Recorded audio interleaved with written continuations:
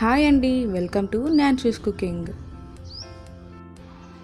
ఇవాళ మన ఛానల్లో the most eligible bachelor curry అదేనండి, టమాటో కర్రీ ఎలా చేయాలో చూసేద్దాం.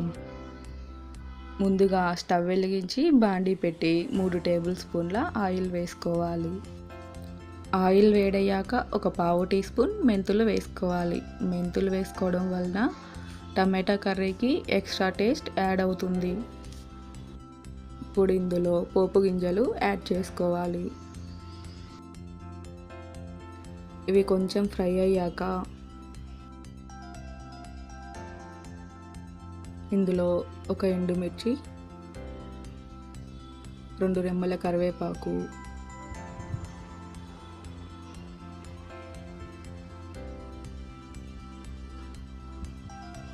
సన్నగా కట్ చేసి పెట్టుకున్న ఉల్లిపాయ ముక్కలు వేసుకొని ఇందులోనే 2 పచ్చిమిర్చిని కట్ చేసి వేసుకోవాలి.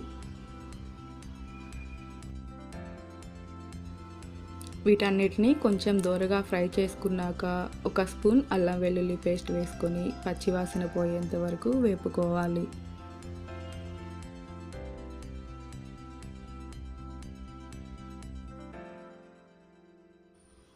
ఇప్పుడు ఇందులో సన్నగా కట్ చేసి పెట్టుకున్న టమాటా ముక్కలు వేసుకొని ఒకసారి బాగా కలుపుకోవాలి. ఇలా ఒకసారి మొత్తం కలుపుకున్నాక ఇందులో 1 టీ స్పూన్ పసుపు, రుచికి సరిపడా ఉప్పు వేసుకొని బాగా కలుపుకొని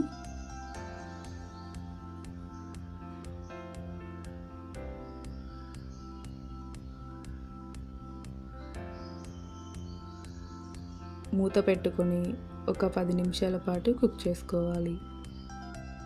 ఈ టమాటాలని మూత పెట్టుకుంటూ మధ్య మధ్యలో కలుపుకుంటూ కుక్ చేసుకోవాలి.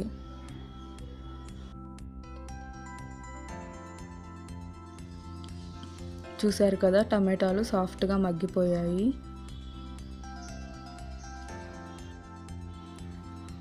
ఇప్పుడు ఇందులో 2 టీ స్పూన్ల కారం వేసుకోవాలి.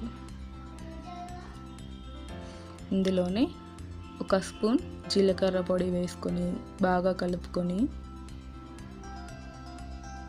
మూత పెట్టుకొని ఒక 4 నుంచి 5 నిమిషాల పాటు కుక్ చేసుకోవాలి. 4 నిమిషాలు కుక్ చేసుకున్న తర్వాత చూసారు కదా, టమాటాలు బాగా సాఫ్ట్ అయిపోయి అందులో నుంచి ఆయిల్ పైకి తేలుతుంది. ఇప్పుడు 1/2 స్పూన్ ధనియాల పొడి వేసుకొని బాగా కలుపుకొని ఒక 2 నిమిషాల పాటు ఫ్రై చేసుకోవాలి. చివరిగా కొద్దిగా కొత్తిమీర స్ప్రెడ్ చేసుకొని స్టవ్ ఆఫ్ చేసుకోవాలి. అంతే అండి, ఎంతో ఈజీగా చేసుకునే టమాటా కర్రీ